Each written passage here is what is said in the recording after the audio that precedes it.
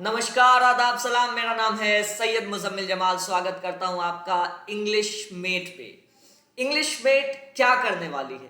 Basically हम लोग एक सीरीज चलाने वाले हैं एमसीक्यूज। हम लोग बिहार बोर्ड के रेनबो के प्रोज सेक्शन का अभी हम लोग एमसीक्यूज लेकर आ रहे हैं। सारे के सारे चैप्टर्स का 11 के 11 चैप्टर्स और 10 चैप्टर्स पोइट्री, सारे के सारे चैप्टर्स का हम लोग एमसीक्यूज लेके आ रहे हैं।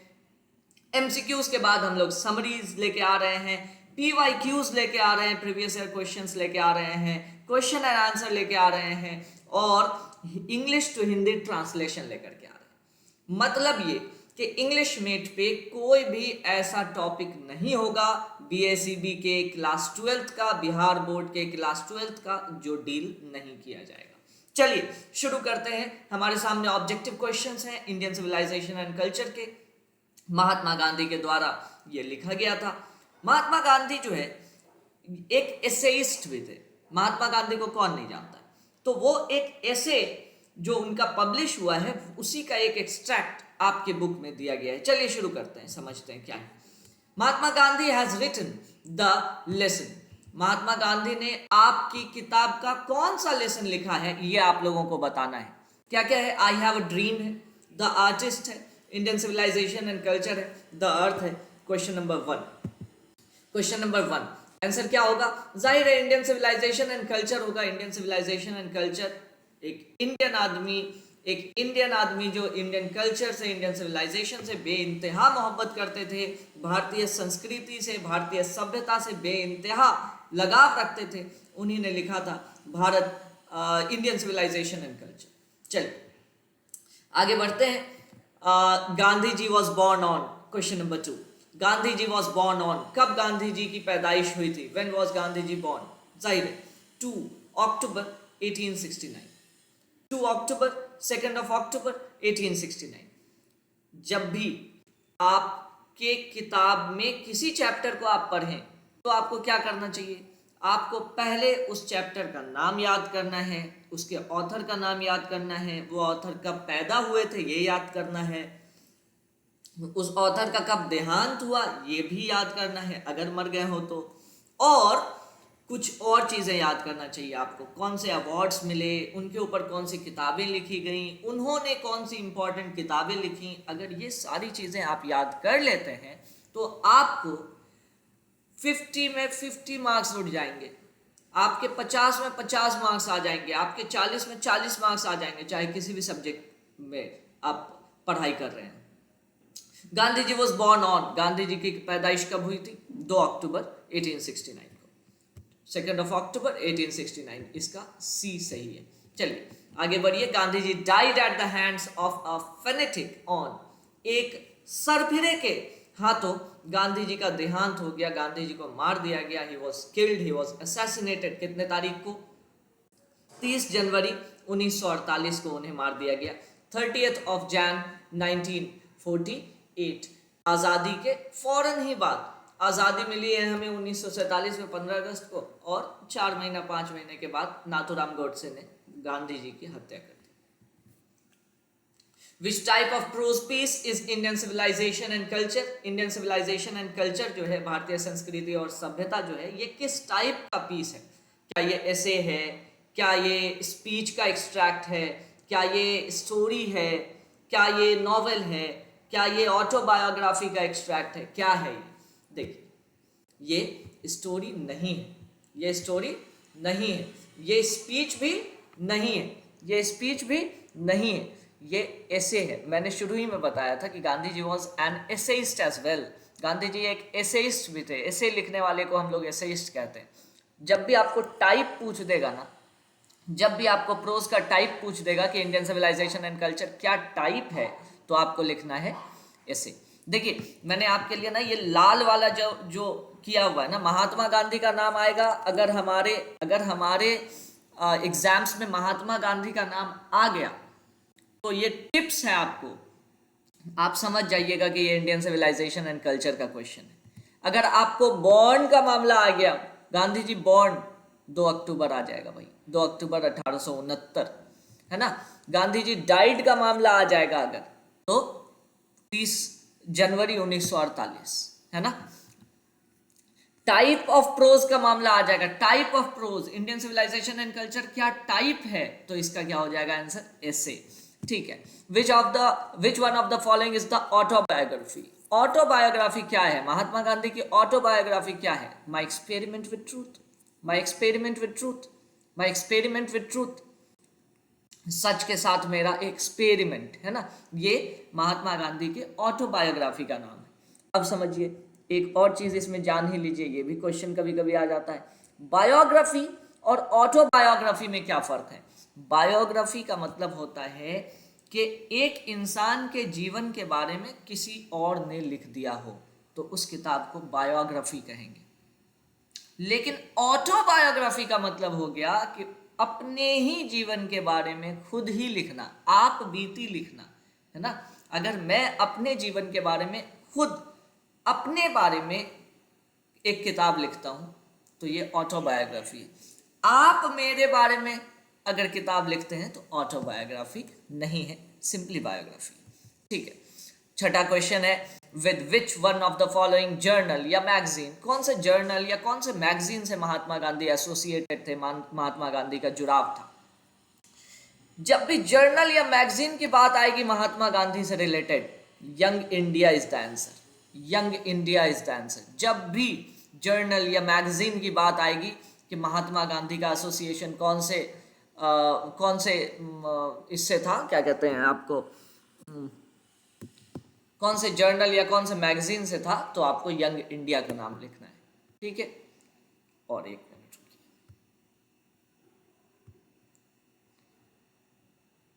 हाँ जी, आगे बढ़ेंगे। तो यहां पे Young India is the answer. एक मिनट, जी, तो Young India is the answer. जब भी जर्नल या मैगजीन की बात आएगी, Young India will be the answer. Indian civilisation worships, भारतीय सभ्यता किस चीज की पूजा करता है, किस चीज की पूजा करता है। वर्शिप्स का मामला आएगा, दो बार आ सकता है। एक हो सकता है कि इंडियन सिविलाइजेशन किस चीज से पूजा करता है, एक हो सकता है कि वेस्टर्न सिविलाइजेशन किस चीज की पूजा करता है। ये जो चैप्टर है आपका इंडियन सिविलाइजेशन एंड कल्चर, इसमें क्या किया है गांधी जी ने, इसमें इंडियन सिविलाइजेशन और वेस्टर्न सिविलाइजेशन, भारतीय सभ्यता और पश्चिमी सभ्यता की तुलना की है।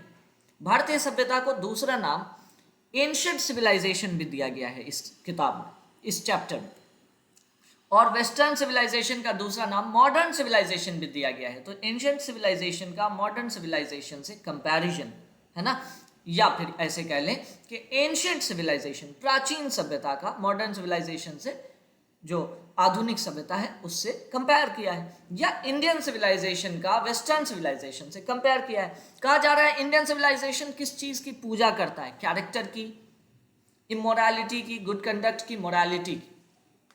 वर्शिप्स में आ जाएगा तो मोरालिटी हो जाएगा, वर्शिप्स वर्ड आ जाएगा, इसीलिए मैंने इसको रेड कर दिया है। देखिए ये ट्रिक है, आप पहचान सकते हैं। वर्शिप्स की बात आएगी इंडियन सिविलाइजेशन के लिए, मोरालिटी, और यही चीज वेस्टर्न सिविलाइजेशन के लिए अगर आ जाएगी वर्शिप्स की बात, तो हो जाएगा मटीरियलिज्म। मटीरियलिज्म किसको कहते हैं, पहले आप ये समझिए मोरालिटी किसको कहते हैं। मोरालिटी का मतलब होता है जमीर, इंसान के अंदर की आवाज, है ना, ये किसको वर्शिप करता है, मोरालिटी को वर्शिप करता है। लेकिन वहीं पे वेस्टर्न सिविलाइजेशन की बात जब आ जाती है तो ये हो जाता है मटीरियलिज्म, पैसा रुपए, पैसा टका आराम दौलत, है ना, सामान, इन चीजों की पूजा। मटीरियलिस्टिक आदमी किसको कहता है, ऐसा आदमी जो हमेशा हाय बाप करता रहता है कि हम कार भी ले लेते, बाइक भी ले लेते, आईफोन भी ले लेते, है ना, बड़ा घर भी ले लेते, पैसा भी बहुत होता मेरे पास, इस तरह का जो आदमी होता है। इंडियन सिविलाइजेशन में ये बात कभी नहीं रही है। गांधी जी ये कहते हैं कि इंडियन सिविलाइजेशन जो है ना, वो गुड कंडक्ट पे, वो मोरालिटी पे, ज़मीर पे, इन चीज़ों पे ज़्यादा दिमाग लगाता है, ज़्यादा चाहत है उसको इस चीज़ों की, आराम की चाहत। आराम मतलब वो वाला आराम नहीं, कंफर्ट वाला कि पड़े हुए नहीं, सुकून वाला आराम, पीस वाला आराम। लेकिन वेस्टर्न सिविलाइजेशन पैसा चाहिए, रुपए चाहिए, आराम चाहिए। कौन सा आराम, इनको पीस ऑफ माइंड नहीं चाहिए, इनको बॉडी का आराम चाहिए कि पड़े हुए हैं, है ना,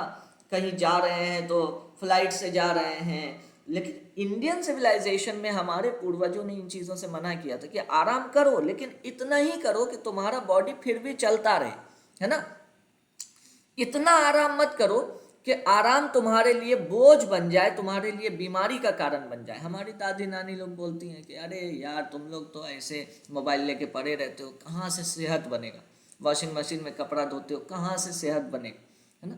पहले का जो पूर्वज थे हमारे ना, वो चाहते थे कि हम लोग अपना हाथ पैर का इस्तेमाल करें, ठीक है। इस चैप्टर का अगर आप ये देखेंगे ना, पूरा वीडियो लेक्चर देखेंगे, तो आपको पता चलेगा कि इस चैप्टर में क्या क्या बातें कही गई हैं, वो आपको कहीं पर डिस्क्रिप्शन में या ऊपर में दिख जाएगा, ठीक है। What does the Gujarati equivalent for civilisation mean? ये बहुत इंपॉर्टेंट क्वेश्चन है। क्यों इंपॉर्टेंट क्वेश्चन है? क्योंकि गांधी जी गुजराती थे। तो यहाँ पे कहा जा रहा है कि गुजराती इक्विवेलेंट, गुजराती मीनिंग क्या है सिविलाइजेशन की, है ना। कौन सा ऐसा वर्ड है जो गुजराती में सिविलाइजेशन के बराबर है? तो सिविलाइजेशन को हिंदी में सभ्यता कहते हैं। सिंपल, सभ्यता। सभ्यता का मतलब होता है सभ्य होना, गुड कंडक्ट, अच्छा आचार विचार, अच्छी बातचीत, अच्छा तौर तरीका, अच्छा लोगों के साथ बर्ताव, गुड कंडक्ट, इसी को सिविलाइजेशन कहते हैं, good conduct. C is the answer, ठीक है। चलिए 10वां क्वेश्चन है, in the word of Gandhi mind is a, ये मेरा फेवरेट है। Mind is a restless bird. इस चैप्टर में गांधी जी ने लिखा है कि इंसान का जो दिमाग है ये फड़फड़ाती हुई परेशान चिड़िया के तरह है। इंडियन सिविलाइजेशन एंड कल्चर में गांधी जी कहते हैं mind is a restless bird. Restless किताब है? नहीं, रेस्टलेस चिड़िया है ना। Mind is a restless bird, पूरा सुन लीजिए, बड़ा शानदार है, मुझे बहुत पसंद है। Mind is a restless bird, the more it gets the more it wants. इंसान का जो दिमाग है वो एक फड़फड़ाती हुई चिड़िया की तरह है, उसको तुम जितना दोगे वो उतना ही मांगेगा। मतलब ये कहा जा रहा है कि हवस छोड़ दो, है ना, किसी भी चीज़ की, पैसे की, दौलत की, इज्जत की, है ना, या किसी भी चीज़ की हवस जो है ना, सही नहीं है, हवस सही नहीं है। Mind is a restless bird, the more it gets the more it wants. उसको जितना मिलेगा वो उतना ही चाहेगा, एंड नेवर गेट्स सेटिस्फाइड, और कभी भी संतुष्ट नहीं होगा। ये इंपॉर्टेंट है, ये आपको कहीं ना कहीं आ जाएगा, ये लाइन आ जाएगी आपको कि mind is a restless bird, the more it gets the more it wants and never gets satisfied. ये कौन से चैप्टर से आया है? ये आ चुका है आपको पीवाईक्यू में, ये क्वेश्चन आ चुका है, प्रीवियस ईयर क्वेश्चन है ये, कि mind is a restless bird, the more it gets the more it wants and never gets satisfied. कौन से चैप्टर से लिया गया है आपकी किताब में? क्या बताएंगे? इंडियन सिविलाइजेशन एंड कल्चर, ठीक है। Our forefathers did not invent machinery. हम लोगों ने अभी फोर फादर्स की बात की थी, बाप दादा, पूर्वज। फोर फादर्स का मतलब होता है पूर्वज। हमारे पूर्वजों ने क्यों नहीं मशीनरीज इन्वेंट की? मशीनरीज क्यों नहीं इन्वेंट की थी? आपको ये बताना है कि हमारे पूर्वजों ने मशीनरी क्यों नहीं इन्वेंट की। तो क्या हो जाएगा answer? They knew we would be become slaves. वे जानते थे कि हम लोग स्लेव्स बन जाएंगे, इसके गुलाम बन जाएंगे। दूसरा क्या ऑप्शन है? They knew we would be happy. हम लोग खुश हो जाएंगे। हम लोग खुश हो जाएंगे तो उनको क्या दिक्कत है? कोई दिक्कत नहीं। They did not like to see us comfortable. उन्हें ये पसंद नहीं था कि हम लोग कंफर्टेबल रहें। ऐसी भी बात नहीं है। उनका कहना था कि अभी के कंफर्ट के लिए तुम आगे का कंफर्ट बर्बाद कर दोगे। अभी तुम पेट्रोल फूक फूक करके जहां तहां जाओगे, बाद में सेहत ही खराब हो जाएगा। देखते नहीं है अभी क्या करते हैं हम लोग? अभी हम लोग कार से घूमते हैं, कार से जाते हैं, उसके बाद जिम पहुंच जाते हैं दौड़ने के लिए। अरे भैया दौड़िए के चले जाओ, चलिए के चले जाओ, यही तो है। हमारे फोर फादर्स ने यही तो सिखाया था। या देवर जेलस ऑफ अस। क्या वो हम लोगों से जेलस थे? नहीं। क्या हम लोग को कंफर्टेबल नहीं देखना चाहते थे? ऐसा भी नहीं था। They knew we would be happy. वो खुश देखना नहीं चाहते थे? ऐसा भी नहीं था। वो ये नहीं चाहते थे कि हम लोग गुलाम बन जाए। अभी हम लोग क्या हो गए ना, कि अभी अभी तुम ही लोग सोचो कि अगर किसी को बाइक चलाने की आदत है, उसको बोल दिया जाए जाओ जी पैदल 5 किलोमीटर, नहीं हो पाएगा, तो वो बाइक का गुलाम हो गया। अभी कोई आपके घर में ग्राइंडर से मसाला पीसा जाता होगा, है ना, एक बटन दबाए 30 सेकंड में मसाला पिस गया। अगर आपको बोल दिया जाए, आपकी मम्मी को, आपकी दीदी को बोल दिया जाए कि जाओ सिलोट और लोहिया पे, है ना, वो वाला जो मसाला पीसा जाता है वो पीसो, दिक्कत हो जाएगी। तो हम लोग क्या हो गए ना, हम लोग आराम के स्लेव्स बन गए, हम लोग कंफर्ट के स्लेव्स बन गए। हमारे फोर फादर्स ने, हमारे पूर्वजों ने इसी चीज से मना किया था, तो इसलिए मशीनरी इन्वेंट नहीं करते थे। क्या हम लोग मशीनरी इन्वेंट नहीं कर सकते थे? बिल्कुल कर सकते थे। हमारे पास जेसी बोस थे, हमारे पास आर्यभट्ट थे, हमारे पास कौन कौन नहीं थे भाई। हमारे साइंस एंड टेक्नोलॉजी, हमारा मैथमेटिक्स कमज़ोर था क्या? ऐसी बात तो है नहीं। फिर भी हमारे फोर फादर्स ने इन्वेंट नहीं की मशीनरीज। क्यों नहीं की? क्योंकि वो ये नहीं चाहते थे कि लॉन्ग टर्म में हम लोग गुलाम बन जाए, तो they knew they would become slaves. 12वां क्वेश्चन है, European civilization will mean blank for India. क्या मतलब होता है इसका? यूरोपियन सिविलाइजेशन का, गांधी जी इस चैप्टर में कह रहे हैं, यूरोपियन सिविलाइजेशन का अगर भारत कॉपी करने लगेगा तो भारत के लिए क्या होगा? चाहत होगी? नहीं। लिविंग होगा? नहीं। रूइन, बर्बादी होगी? हाँ। या प्रोग्रेस होगा? नहीं। भारत कभी किसी को कॉपी करके प्रोग्रेस नहीं कर सकता है। क्यों नहीं कर सकता पता है? क्योंकि भारत खुद महान है, भारत खुद बेस्ट है, भारत ने कोई गलती की ही नहीं है। भारत अपने कल्चर, अपने सिविलाइजेशन में खुद बहुत अच्छा है, उसको किसी से सीखने की जरूरत नहीं है ना। तो अगर यूरोपियन सिविलाइजेशन का भारत कॉपी करता है, विच विल मीन के रुइन, बर्बादी, भारत के लिए बर्बादी साबित होगी। फराउस रूल्ड एंशंट, कहां, क्या चीज पे रूल करते थे? फिरऔन किस पे रूल किया करते थे? इजिप्ट पे रूल किया करते थे। ये दो तरह से क्वेश्चन आ सकता है आपको। फिरऔन कहां रूल किया करते थे? इजिप्ट पे। या खाली जगह इजिप्ट पे रूल किया करते थे, फाराओस, फाराओस, है ना। चलिए, तो दोनों क्वेश्चन आ सकता है ना कि कौन इजिप्ट पे रूल किया करते थे, एक क्वेश्चन। फिरौन कहां रूल किया करते थे, दूसरा क्वेश्चन। दोनों का आंसर क्या होगा? या तो फेराओस होगा या इजिप्ट होगा। तो इसको याद रखिएगा कि फेराओस का इजिप्ट से कनेक्शन।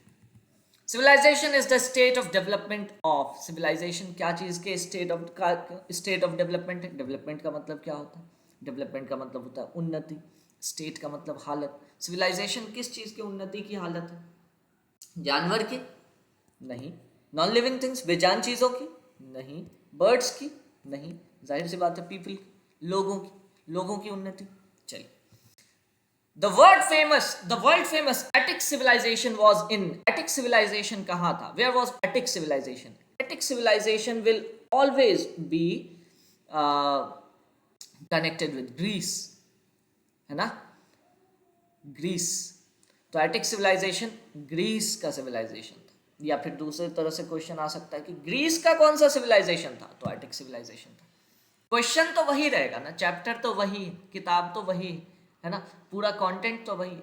क्वेश्चन इधर से उधर कर दिया जाएगा, लेकिन अगर कॉन्सेप्ट क्लियर है, अगर इंग्लिश मीडियम के साथ आपने पढ़ाई की है, तो 100% आप बहुत अच्छी कामयाबी हासिल करके निकलेंगे। आपके इस आने वाले बोर्ड एग्जाम में आपका इतना शानदार मार्क्स आएगा जिसका जवाब नहीं है। लेकिन सारे वीडियोस देखिएगा, एक दो वीडियो देख के मज़ा नहीं आएगा। एक दो वीडियो देख करके सिर्फ उस चैप्टर से आप मार्क्स उठा पाएंगे, लेकिन सारा चैप्टर देख लीजिए। Black were the rulers of Egypt, कौन थे इजिप्ट के रूलर्स? यही क्वेश्चन है ना। फराउस, कौन थे? फराउस। मैंने पहले भी कहा था ये ऐसे क्वेश्चन आएगा और आ भी गया। देखिए, फराउस रूल्ड एंशिएंट इजिप्ट, है ना। और यहाँ पे क्या क्वेश्चन आ गया? Blank were the rulers of Egypt, pharaohs. चलिए, blank were satisfied with small villages, कौन थे जो स्मॉल विलेजेस के साथ सेटिस्फाइड थे? ओल्ड पीपल, बूढ़े लोग, आवर एंसेस्टर्स, हमारे पूर्वज, youth, adults.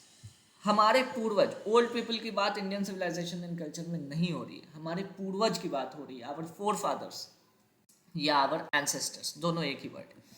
Simple living and high thinking is the base of civilisation. Simple living मतलब बहुत सिंपली जीना और ऊंचा सोचना, बड़ा सोचना, ये कौन सा, कहाँ का बेस है? जाहिर है इतनी महान सोच इंडियन सिविलाइजेशन की ही हो सकती है। गांधी जी जैसे लोग एक धोती में, है ना, एक धोती में, कुर्ता भी नहीं, हम लोग धोती कुर्ता बोलने की आदत है, कुर्ता भी नहीं, हमारे चचा गांधी जी जो है धोती ही में भारत को आज़ाद करा दी। कम बड़ी बात नहीं है। तो सिंपल लिविंग, कोई पैसा वैसा खर्च नहीं हो रहा है, गाड़ी रोल्स रॉयस आ रही है और फ्लाइट पे चढ़ रहे हैं, कोई ऐसा चक्कर नहीं। और पूरा देश आज़ाद करा दिया एक 5 फुट का आदमी, बूढ़ा आदमी।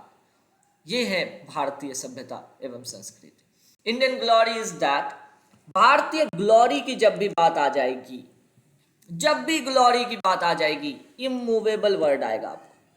ट्रिक है ये, ट्रिक है ये, याद रखिएगा, ये ट्रिक है कि जब भी ग्लोरी वर्ड आएगा ना इंडियन सिविलाइजेशन में, इमूवेबल होगा। मतलब क्या होता है, भारत का ग्लोरी ये है, भारत का ये भारत का एक तरह से कह लीजिए कि अभिमान है कि भारत इमूवेबल है, भारत को कोई मूव नहीं कर सकता, कोई हिला नहीं सकता है। कई सिविलाइजेशंस आए, कई गए, कोई किसी को फॉलो करते हुए बर्बाद हो गया, कोई किसी को फॉलो करते हुए बर्बाद हो गया। भारत इमूवेबल है, भारत ने किसी को फॉलो ही नहीं किया, क्योंकि भारत को पता है कि वो सबसे शानदार सिविलाइजेशन। इसीलिए गांधी जी ने कहा था कि जब भारत को पता है कि वो सबसे शानदार सिविलाइजेशन है, तब भी वो अगर किसी को कॉपी करेगा तो इट विल मीन रुइन, ये वाला वर्ड जो आया था, है ना, यूरोपियन सिविलाइजेशन को अगर वो कॉपी करता है तो it will mean ruin for India, बर्बादी है, बर्बादी है। तो ग्लोरी जब भी आएगा तो इमूवेबल वर्ड का इस्तेमाल करेंगे हम लोग। Our ancestors enjoyed blank rule, हमारे एंसेस्टर्स कभी भी ना बड़े बड़े शहरों में नहीं जाना चाहते थे। क्यों? क्योंकि उनको लगता था वहाँ वाइस फ्लरिश करेगा, वहाँ प्रोस्टिट्यूशन होगा, देह व्यापार होगा, वहाँ करप्शन होगा, वहाँ चोरी डकैती बेईमानी झूठ फसाद, ये सारी चीज़ें होंगी। तो हमारे जो फोर फादर्स थे वो ट्रू होम रूल, स्वराज, है ना, स्वराज जिसको बोलते हैं, ट्रू होम रूल, ये वर्ड जब भी रूल आएगा ना तो ट्रू होम रूल आएगा। ठीक है, तो ये एक ट्रिक है कि अगर भारत में रूल की बात आएगी कि कैसा रूल पसंद करते थे, तो ट्रू होम रूल पसंद करते थे हमारे पूर्वज। ये था क्वेश्चन नंबर 20। आप लोगों को बता दूं कि हमारा जो ऐप है इंग्लिश मेट, इस पे हम लोगों ने एक बहुत शानदार बहुत जानदार कोर्स बनाया हुआ है, Bihar board intermediate 12 toppers batch, है ना।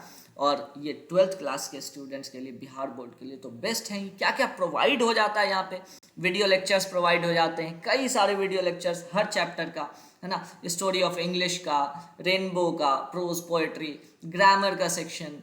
इसके अलावा क्या क्या है, MCQs 50+, हर चैप्टर का 50+ MCQs हम लोगों ने किया है। इसमें तो 20 था ना। अच्छा, और क्या है सुन लीजिए आप, कि अगर आप इस कोर्स को नहीं भी लेना चाहें कोई बात नहीं, आप जाइए प्ले स्टोर पे, हमारा इंग्लिश मेट ऐप डाउनलोड कीजिए और हर चैप्टर का MCQ फ्री ऑफ कॉस्ट हमने अवेलेबल करा दिया आपके लिए। हर चैप्टर का MCQ free of cost available है, 1 रुपये भी नहीं देना होगा। फ्री मटेरियल में जाइएगा, आप टेस्ट दे करके आप अपनी तैयारी कर सकते हैं। और जानते हैं आपके टेस्ट का कितना इंपॉर्टेंस हो जाता है जब आप ऑब्जेक्टिव क्वेश्चंस बनाने वाले हैं, है ना। PYQs 10 साल के हमने डाल रखे हैं, ग्रामर को डील किया हुआ है, स्टोरी ऑफ इंग्लिश को डील किया हुआ है, एक पर एक शानदार ट्रिक्स मैंने बताया है, और फ्री मटेरियल तो है ही। Get it on Google Play Store. तब तक के लिए चाहता हूँ इजाज़त। मेरा नाम है Muzammil Jamal from English mate, Muzammil Jamal signing of.